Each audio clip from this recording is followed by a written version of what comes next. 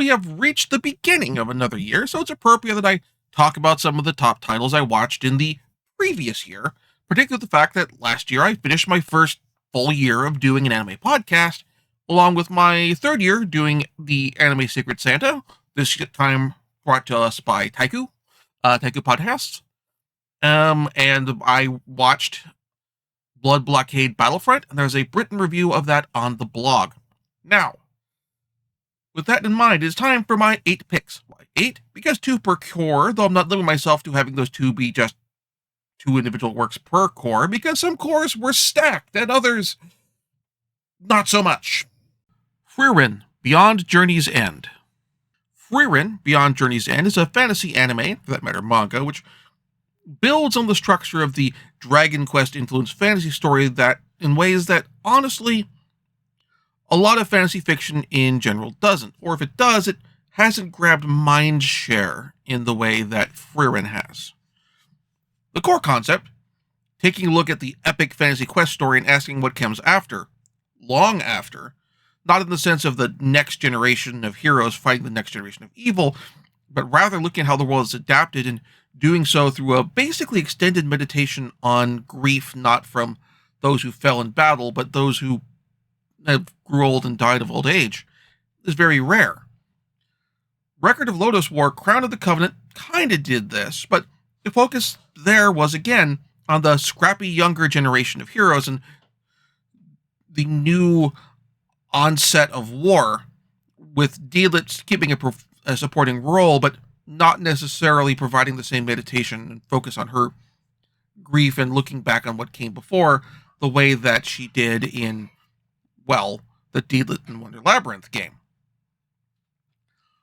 With Frieren Beyond Journey's End, on the other hand, the narrative focus stays on Frieren and her perception of the world and her remembrances of her comrades in the quest to slay the Demon Lord, based in turn on the actions of her companions on her new quest to go to the northernmost point in the continent, where, theoretically, you can find a place where you can see and speak to the spirits of the dead. Plus, unlike Deedlit and Parn, Frieren and the hero, Himmel, never became a couple. Though it's strongly implied very early on that he was holding a torch for her, it just never sunk in for her until it was too late. This help gives weight to the quest.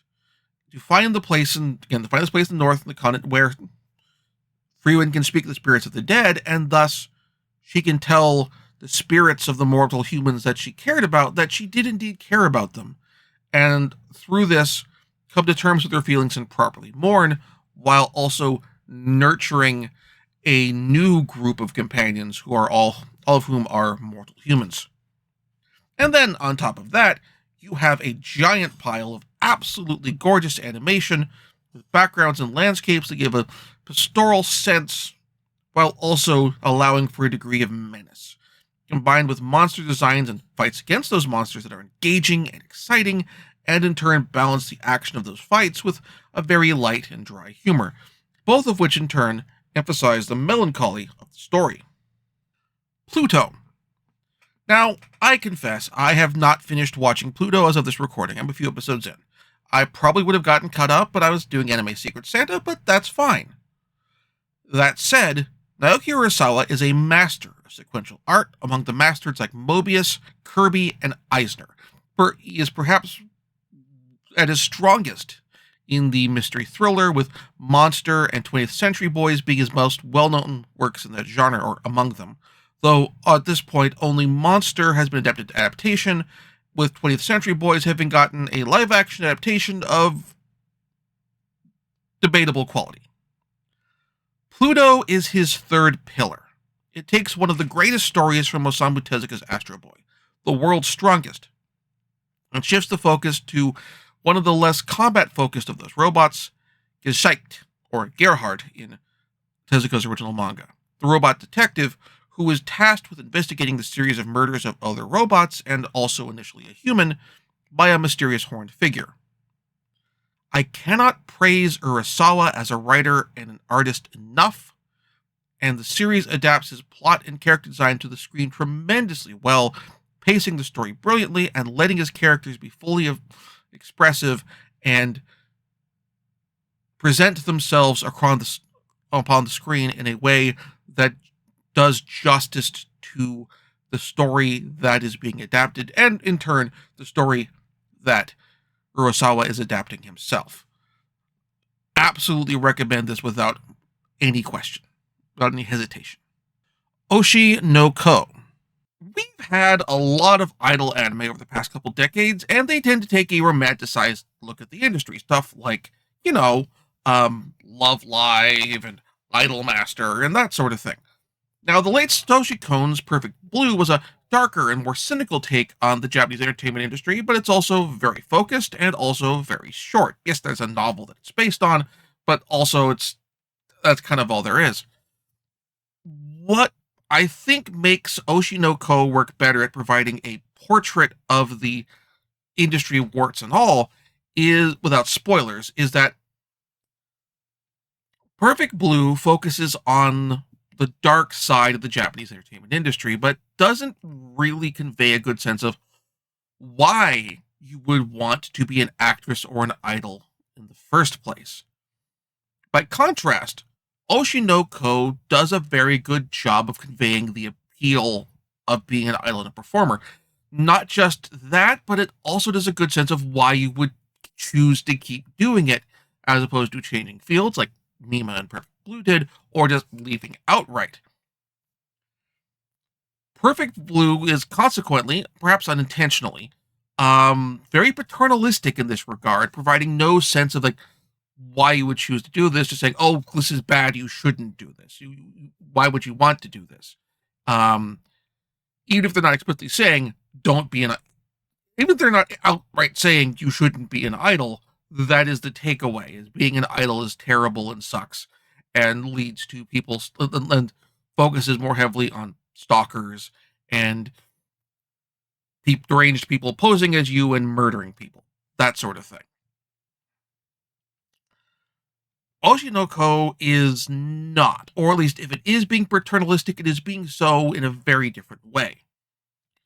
Now, the reason I'm not doing like a trailer clips or anything like that with this discussion is because Oshi no Ko strongly benefits from watching the first episode mostly cold. I do have a more in-depth written review on the blog for those who want to read it, which does get into some spoilers, but for those who prefer to go in mostly unspoiled, but maybe get some content advisories, here they are, and you may feel free to skip to the next chapter in the timeline if you would rather miss them. But otherwise, I'm giving Oshi no Ko my full recommendation. Definitely worth checking out. So, content warnings. Within this season, 2 murders, suicidal ideation, attempted suicide, and cyberbullying. So, that's your content warnings. Not giving specifics on where, when, how, and why, but those content warnings are there. If those are things that you would want to be want to be given a heads up to before you start watching the show, but don't want too much details to give away what's going on, there you go. Heavenly Delusion. Heavenly Delusion is probably the best of the anime series that Disney picked up for streaming on Disney Plus internationally and on Hulu in the United States. The stuff the show does with shifting 2 big narrative threads and developing the backstories of our 2 main leads on one of those is done really well. It gives this post-apocalyptic story a real heart and a sense of humor, along with a degree of hope along the tragedy. This doesn't mean the show doesn't get dark. It gets really dark at parts, and this is time where I give another content advisory, because there is a extended scene of sexual assault late in the series. So those of you who in the audience who would rather either avoid that or want to know in advance that that's going to happen, so that you can mentally prepare yourself, there you go. That said, Heavenly Delusion doesn't have the undercurrent of nihilism, whether cynical or even humanistic nihilism, as something like the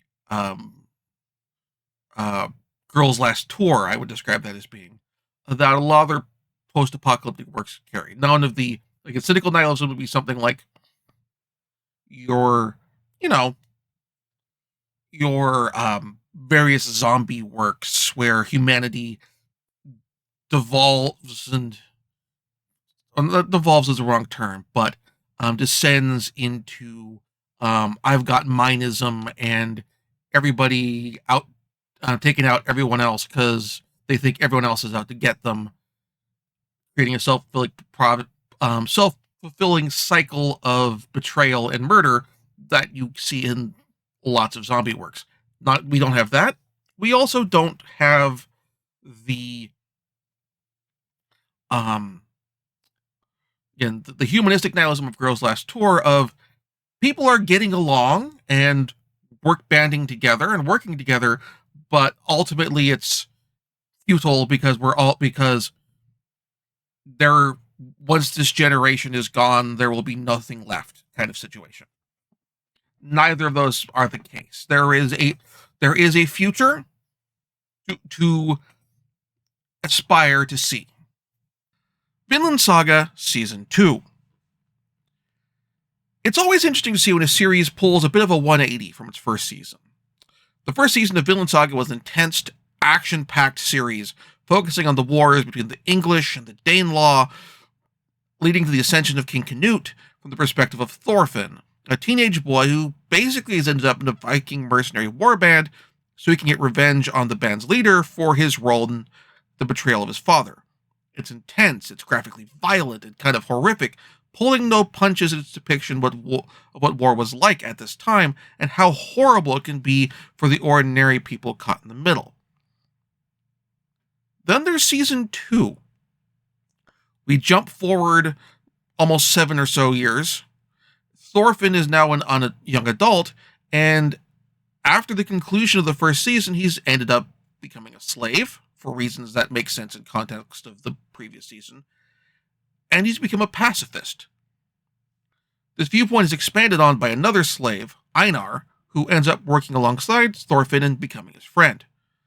Now, depictions of slavery come with real alarm bells, considering how badly the topic is handled in a lot of isekais. So, it's good for me to say that Season 2 of Vinland Saga avoids most of them. Our protagonists do not keep slaves themselves, they are slaves. And the story subverts the idea of the quote-unquote good slave master by presenting Kettle, the man who has purchased both Einar and Thorfinn, as theoretically being quote-unquote fair, except then showing he's first surrounded by people who very much aren't fair, and Kettle doesn't really have any problems with them not being fair. And then also revealing that Kettle's fairness is very much a false front, and he can be horrifically cruel to the slaves that he owns. So I am very glad we got to see the second season adapted, and I'm hoping we're getting to see a third season to continue the story from here. Trigun Stampede. One of the anime series that was a big part of my getting more deeply into anime when I was high school was the original Trigun anime. Bootleg MP3 of the opening theme, HT, ended up more or less having a heavy rotation across the various burned CDs, MP3 CDs, and MP3 players from high school through college, and my entering the workforce and having to commute. Actually, I think I still have it on my current computer.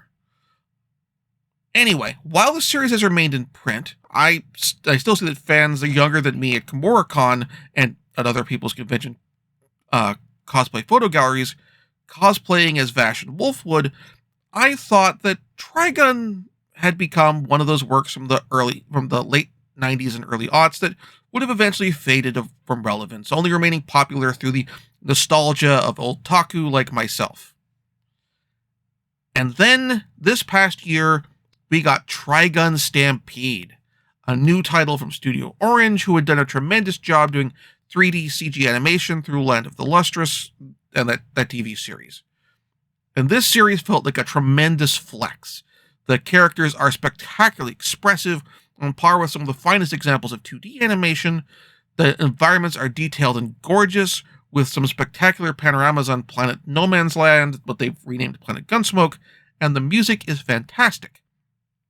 Additionally, the story does a great job of diving into some of the deeper cuts of the series' backstory from the jump, getting into plot material from the beginning that we just don't get until many volumes of the manga and halfway into the anime, including introducing Nai and his involvement in the intended destruction of Project Seeds and the death of Rem, basically in the first shots of the anime, giving audiences information that this is a failed colony world without having to wait for episodes to tease out the details in bits and pieces.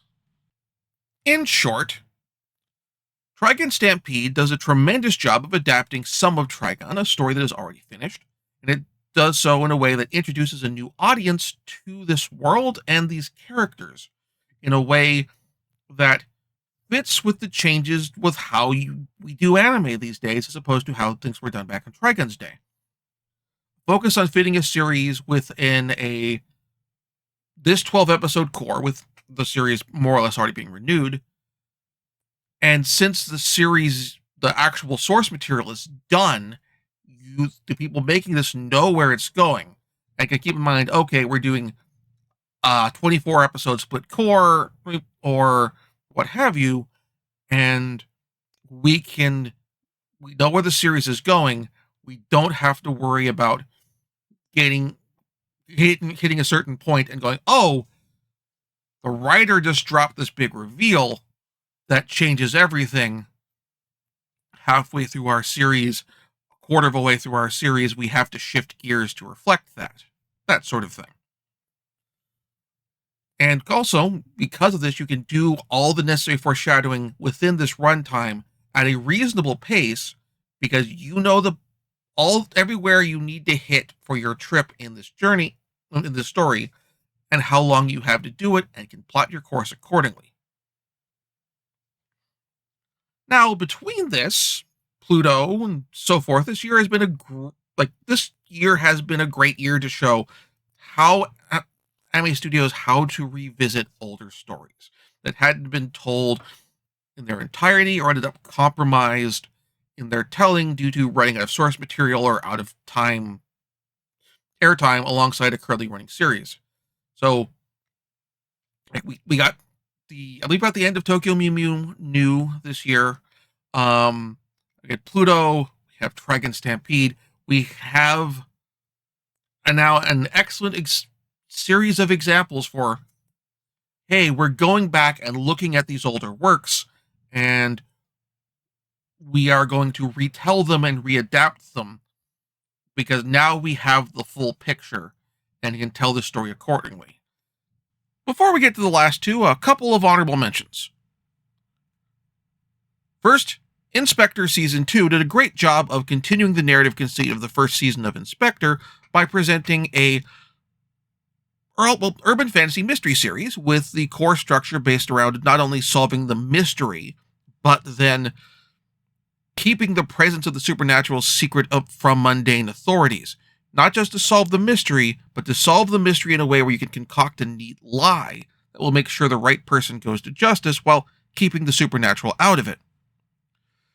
The only real issue I have with this season is that when asked the question, well, what do you do to change things up from season 1, the creators didn't have the confidence to say, actually, we're fine keeping things as they are, nor could they really think of anything clever to change things up. Instead, their response was, what if we made the show really thirsty?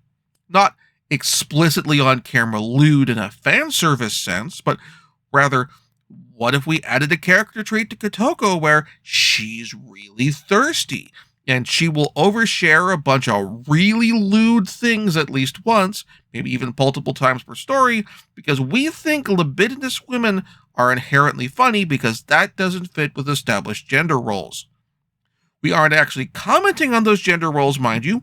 We just want to have an excuse to have a female character describe wanting to perform extremely specific sex acts because our time slot lets us do that, and so we're going to do it as part of a comedy duo bit. Yeah. Other honorable mention is Ippon again. We have been getting a bunch of really good girls and women's sports anime recently, and Ippon again is no exception. It's adapting a girls sports manga from Shonen Champion, and it's fan service free. It does a great job of explaining how the sport of judo works, so if you've watched Olympic judo coverage and had no idea what was going on, you can come out of this anime or the manga if it gets licensed and understand what's going on, how scoring works, how the rules work, everything. And it has sound mixing so good that it absolutely benefits from being listened to on really good speakers or really good headphones. My issue with the series is that just kind of, not that it's a read the manga ending, more that this is the best stopping point in the manga we could get to in 12 episodes ending, and we couldn't get a second core ending, so we're just gonna kind of coast to a stop without any emotional catharsis necessarily. It's fine, and I do recommend watching the show. If I didn't, I wouldn't be including it as an honorable mention, but it was a mild bummer considering how well everything else in the series went, in my opinion. Mobile Suit Gundam Witch from Mercury Season 2.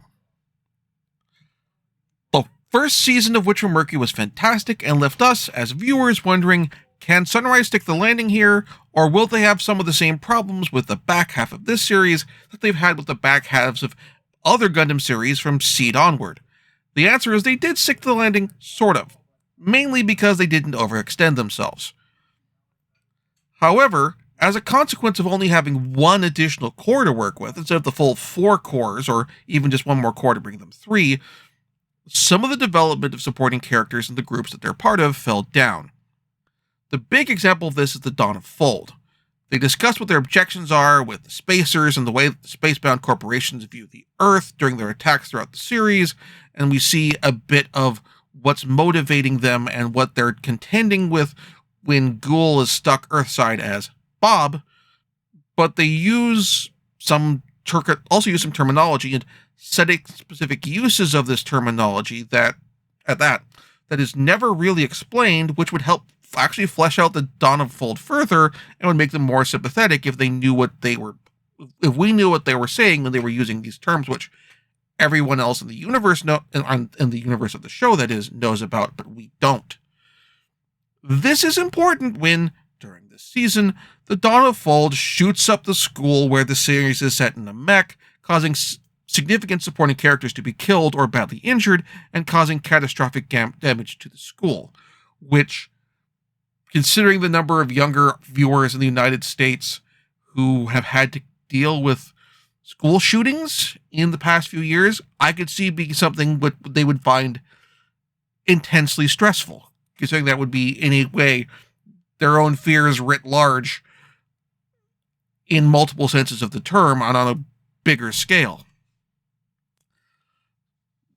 Though, on the other hand, I do want to congratulate the writers for, no matter what Sunrise and Bandai marketing says in their social media statements, or their interviews, or what have you, for staying the course with keeping Suletta and Miorine as a queer couple.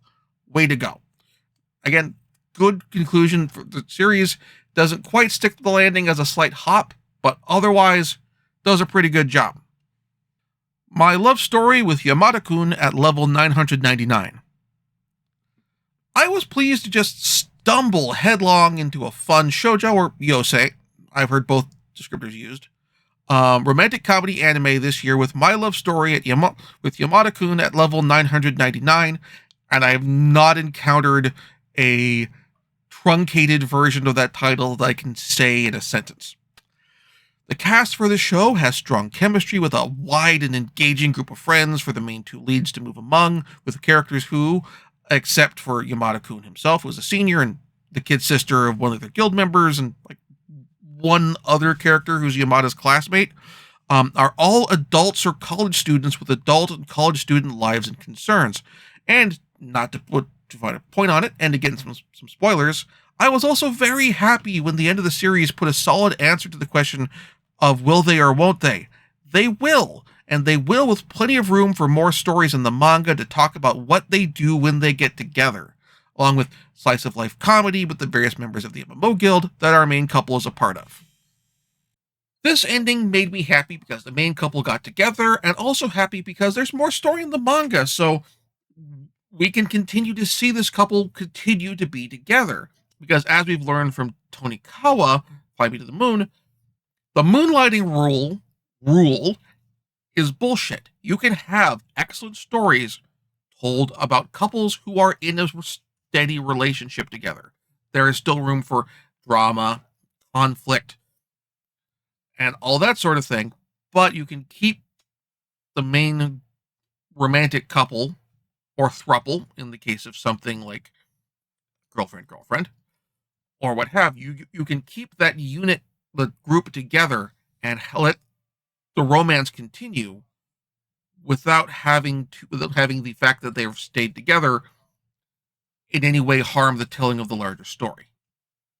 So, what are your thoughts on my picks, and what shows from 2023 that did you really dig and that I didn't mention, and maybe I should go back and revisit? Please let me know in the comments below.